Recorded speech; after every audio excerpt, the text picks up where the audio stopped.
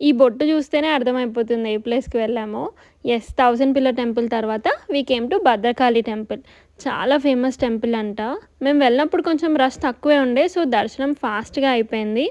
అమ్మవారు చాలా బాగున్నారు. And the energy is so powerful. నాకు చాలా నచ్చింది. ఇంకా దర్శనం తర్వాత ప్రసాదం తినేసాం. Also this temple history is connected with Kohinoor diamond అంట. If you know do share in the comments.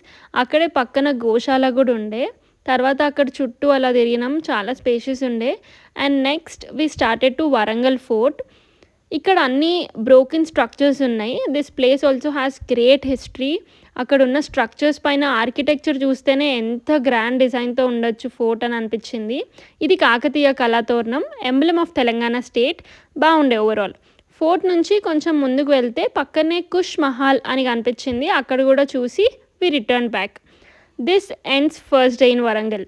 Next day we went to one of the UNESCO world heritage site Ramappa టెంపుల్కి వెళ్తున్నాము. మాతో పాటు ఆంటీ అంకుల్ ఆల్సో జాయిన్డ్. అందుకే కార్లో. Weather చాలా cloudy మేము వెళ్ళేసరికి.